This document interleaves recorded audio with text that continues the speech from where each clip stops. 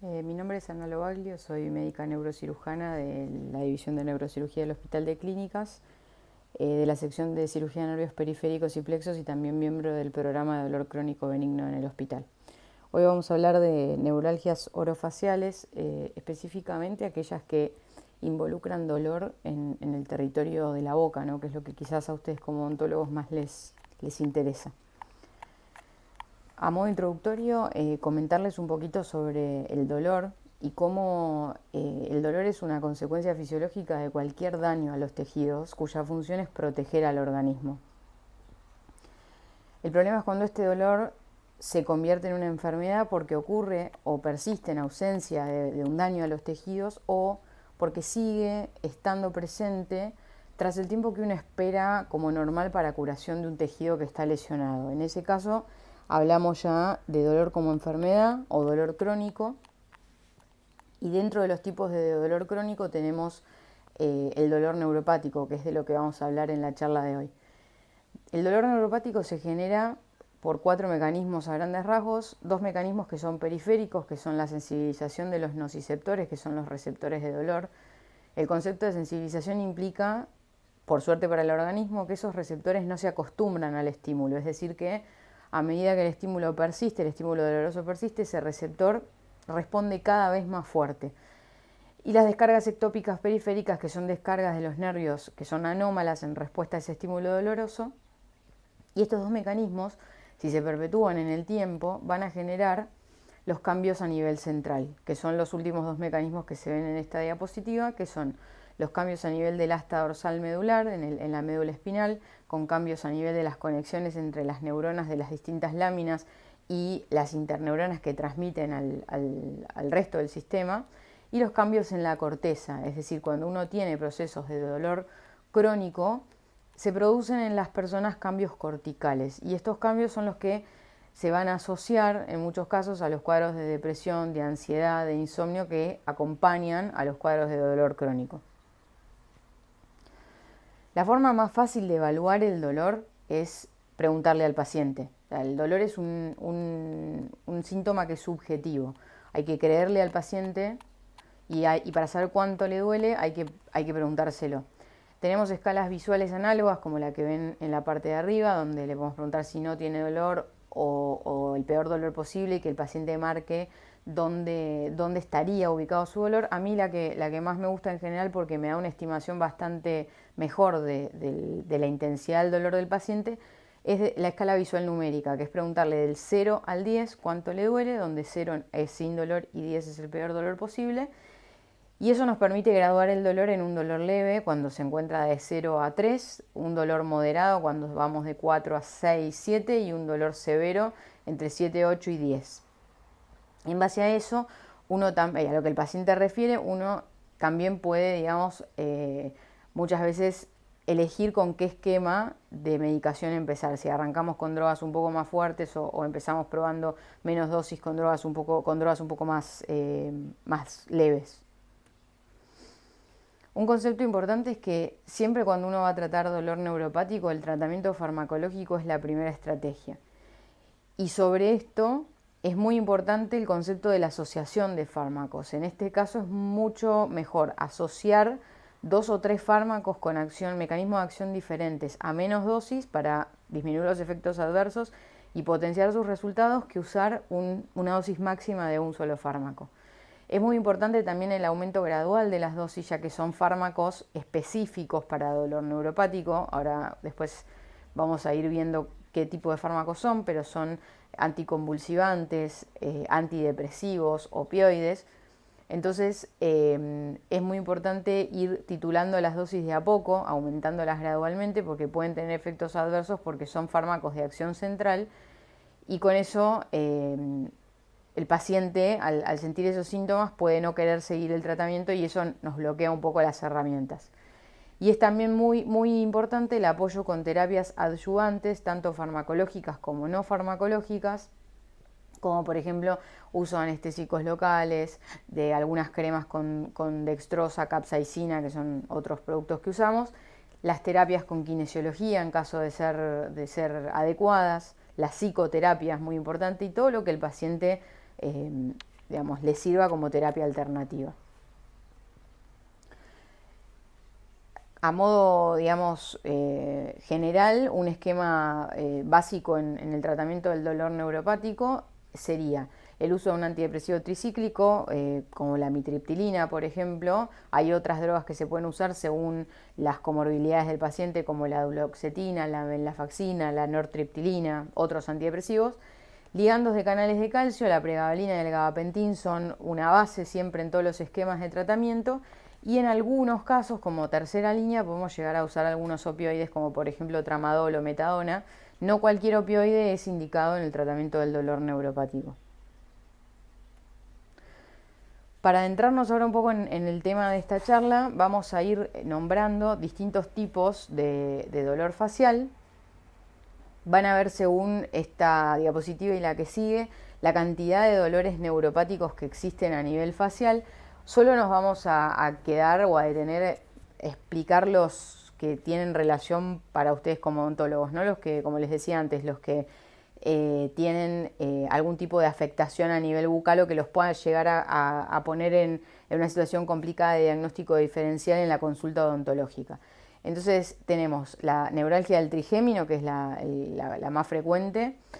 Nos pasa bastante seguido como neurocirujanos que recibimos los pacientes con neuralgia del trigémino que les han sacado piezas dentarias, por ejemplo, pensando que era un dolor que venía de algún diente o alguna muela. Dentro de la neuralgia del trigémino tenemos distintos tipos, tenemos neuralgias clásicas, atípicas. También tenemos neuropatías trigeminales, que son distintas a la neuralgia del trigémino clásica. Tenemos neuralgias posherpéticas, tenemos neuralgias glosofaringias del nervio intermedio y después vamos a tener los síndromes de boca ardiente, los dolores faciales persistentes idiopáticos y dolores faciales de causa central. La neuralgia del trigémino es la forma más común de dolor neuropático facial en adultos mayores. Se ve más o menos en 4 a 5 casos cada 100.000 habitantes, esto en estadísticas de Estados Unidos, con una relación de hombre a mujer, de mujer-hombre, perdón, un poquito más elevada en la mujer, 1.5 a 1, y la causa más común es la compresión neurovascular en la fosa posterior por la cerebelosa superior o alguna de sus ramas.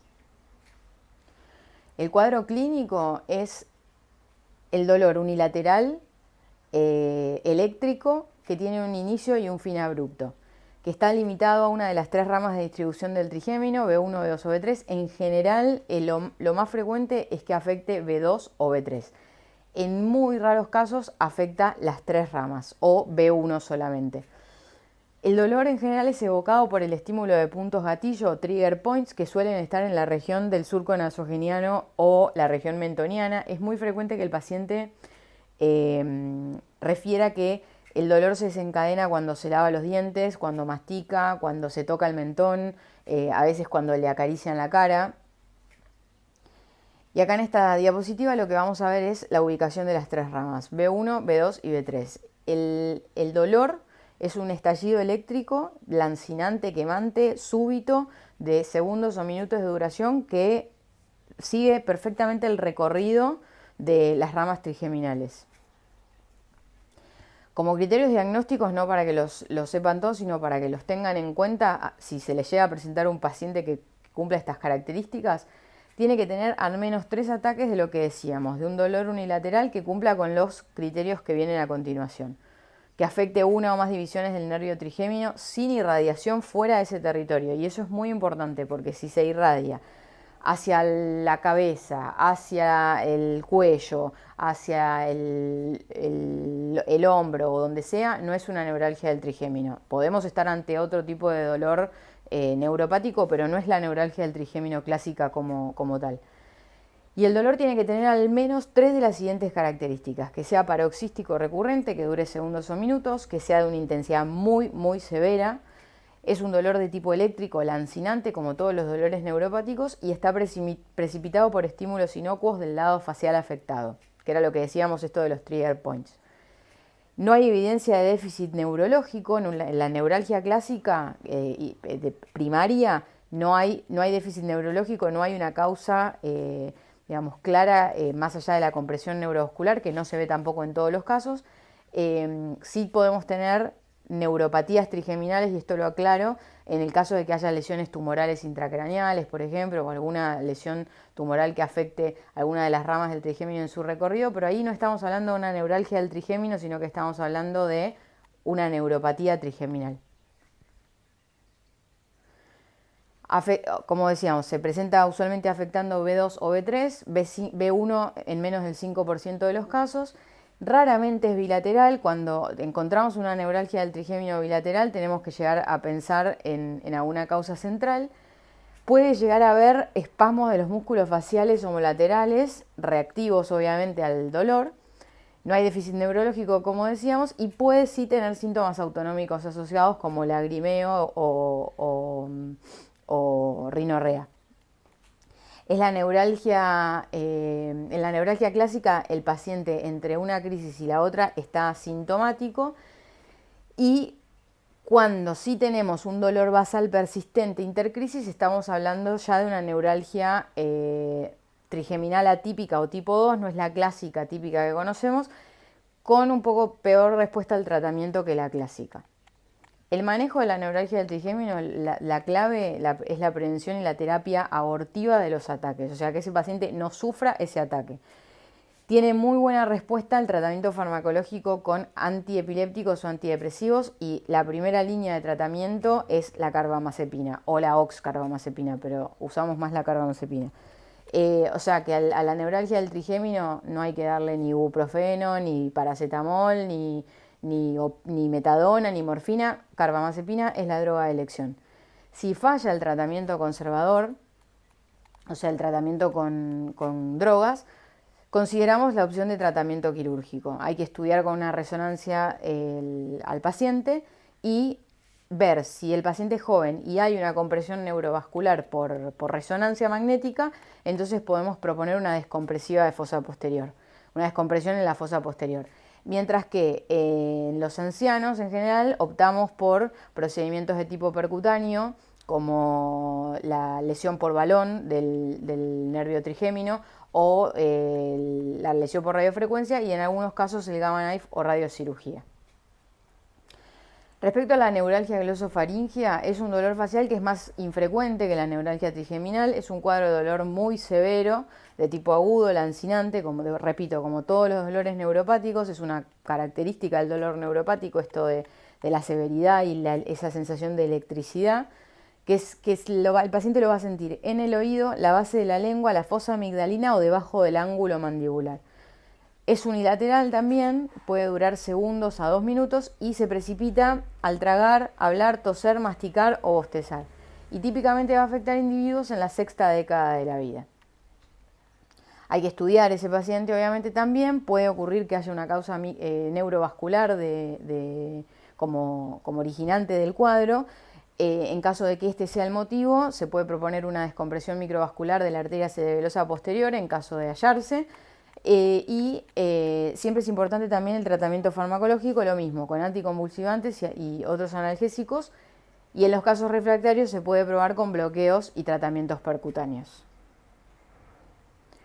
El síndrome de Ramsay-Hunt son episodios transitorios de dolor en el conducto auditivo interno. Se produce por la afectación del ganglio geniculado o del nervio intermedio del ramo del nervio facial que cursa dentro del conducto auditivo. Si bien el cuadro va a ser más de dolor a nivel del oído, como puede llegar a tener dolor facial homolateral, y a veces el paciente lo puede llegar a confundir con un dolor a nivel de la articulación temporomandibular, quizás como odontólogos ustedes puedan llegar a recibir una consulta por esto. Tiene síntomas vestíbulo-cocleares asociados como mareos o vértigo, y está acompañado muchas veces por salivación, alteraciones del gusto y lagrimeo. El tratamiento, lo mismo, medicación antineuropática siempre ante los cuadros de afectación nerviosa, y si llega a ser la causa un herpes zóster, obviamente hay que tratarlo. Puede llegar a haber vesículas en el conducto auditivo y en muchos casos, si no remite con esto, evaluar una descompresión quirúrgica. El nervio laringeo superior también puede estar afectado por un cuadro de neuralgia. Es un dolor severo paroxístico que también dura segundos o minutos. Ocurre en la cara lateral de la garganta, región submandibular o debajo del oído. Precipitado al tragar, a veces al gritar o girar la cabeza hacia los lados. Y tiene puntos gatillo en la región lateral del dioides o la membrana tiroidea. El tratamiento, fármacos antineuropáticos, se puede probar con bloqueos del nervio o, en su defecto, con la resección quirúrgica de este nervio. No se preocupen que no produce parálisis de cuerdas vocales porque los músculos de las cuerdas vocales están inervados por el laringio inferior o recurrente. El herpes zóster también puede generar cuadros de dolor facial muy importantes. Pueden ser agudos cuando hay una afectación trigeminal de hasta los 3 meses. En el 80% de los casos la afectación es de B1, esa es la diferencia, una diferencia grande con la neuralgia del trigémino. Y si ese dolor se establece y persiste por más de 3 meses, hablamos de una neuralgia facial posherpética, un cuadro de muy difícil manejo que se suele ver en mayores de 60 años y que genera un dolor neuropático crónico, continuo, quemante, eléctrico, y que entra englobado dentro de lo que son las neuralgias trigeminales, no neuralgia del trigémino. El manejo es en agudo antivirales, anticonvulsivantes y depresivos para el dolor neuropático. Se pueden probar anestésicos locales, capsaicina, opioides, a veces en crema, y si no, la capsaicina siempre en crema. Los opioides pueden ser en crema o en medicación por vía oral. Y por último, si el dolor es muy severo y refractario a estos tratamientos, los procedimientos quirúrgicos. Podemos probar bloqueos de ganglio estrellado u otro tipo de procedimientos como ya lesiones o estimulación. Eso va a depender de la refractariedad de cada paciente. El síndrome de boca ardiente o Burning Mouth Syndrome es una sensación dolorosa, quemante, ardiente dentro de la boca que no tiene una causa médica u odontológica conocida que la pueda explicar. Es un cuadro de dolor diario que se produce durante la mayor parte del día y que se asocia a sequedad, parestesias y gusto alterado. En general va a afectar más a mujeres mayores de 60 años y un 30-50% de los pacientes mejoran espontáneamente. No tiene, lo mismo que el próximo cuadro que vamos a ver, un tratamiento específico tampoco. Son cuadros que no se conoce bien la causa y no se sabe bien tampoco cómo se tratan, pero se puede llegar a intentar con fármacos antineuropáticos. El dolor facial atípico idiopático es un cuadro de dolor facial bastante parecido al anterior, pero que excede el territorio bucal y que al paciente le duele durante la mayor parte del día sin características específicas de ninguna de las otras neuralgias que estuvimos nombrando. Está mal localizado, es profundo, el paciente siente un dolor como una descarga difusa sin un déficit sensorial asociado. Suele sentirlo en el surco nasolabial, el mentón homolateral, a veces con irradiación a la mandíbula de ese lado, pero como les decía, de forma difusa, no lo puede localizar bien. Puede aparecer en forma idiopática o a veces tras lesión, tras cirugía facial o cuando hay alguna injuria de las mejillas o las encías de ese lado. Y puede ser indicador de enfermedades sistémicas. Se conocen algunos casos, están reportados algunos casos donde este dolor aparece tras un cáncer pulmonar con invasión de alguna rama del nervio vago, por ejemplo, que genera irradiación del dolor hacia la cara. El tratamiento es bastante complejo porque al no saberse bien la causa, tampoco es que tiene un tratamiento específico. Se pueden probar, como siempre, en este tipo de dolores neuropáticos, los fármacos específicos y cuando uno encuentra alguna causa, probar algún bloqueo. Pero son cuadros de muy difícil manejo. Y después tenemos los dolores faciales neuropáticos de tipo central, ¿no? De causa ya en sistema nervioso central. Y dentro de estos tenemos la anestesia dolorosa, que se puede dar, por ejemplo, cuando uno hace tratamientos de las neuralgias con lesiones por radiofrecuencia. A veces puede pasar, por suerte es muy infrecuente, pero en algunos casos de neuralgia del trigémino, cuando uno lesiona el ganglio de Gasser, puede terminar en un cuadro de anestesia dolorosa, donde el paciente tiene un dolor infernal, con anestesia de ese lado de la cara o del territorio que fue lesionado, y es muy difícil de tratar. También está el dolor central post-stroke o post-infarto cerebral, el dolor facial por esclerosis múltiple, y los dos síndromes que vimos anteriormente, que son considerados también como dolores de tipo neuropático central.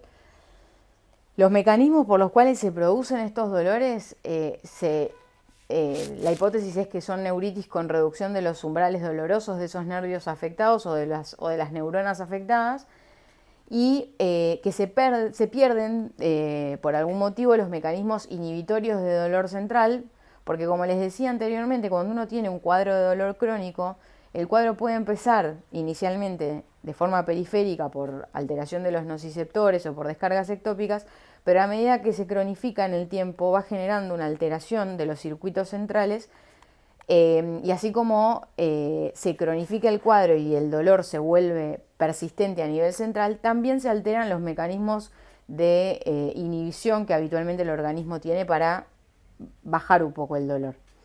Son dolores que son lancinantes, quemantes, ardientes, eléctricos, muy severos, que pueden estar asociados a pinchazos y hormigueos o parestesias, a alodinia, que es la sensación, digamos, cuando un estímulo inocuo genera un dolor que no tendría que generar, y pueden estar desencadenados por cambios térmicos y por estrés. Como les decía, al hacerse centrales y asociarse a situaciones de depresión, de ansiedad, de insomnio, los estresores, cualquier estresor sobre ese paciente puede generar un empeoramiento del cuadro. El manejo es medicación antineuropática, como veníamos hablando, con antidepresivos, antiepilépticos. En algunos casos son necesarios los opioides.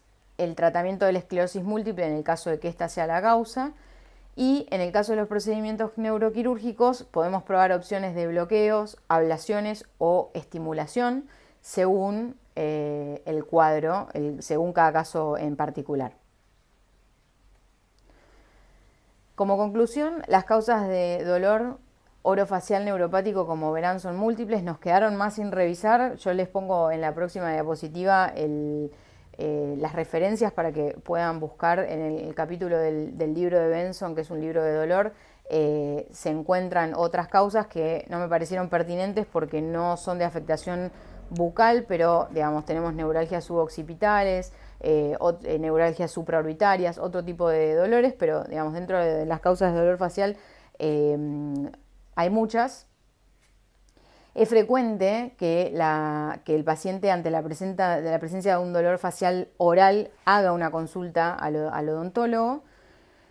Es importante que se queden con el concepto de que los dolores neuropáticos requieren el uso de fármacos específicos, como repetimos en casi todas las patologías que nombramos, con anticonvulsivantes y antidepresivos, y que en el caso de que el paciente sea refractario a los tratamientos farmacológicos, existen múltiples intervenciones que, como digamos, neurocirujanos, podemos hacer en estos casos.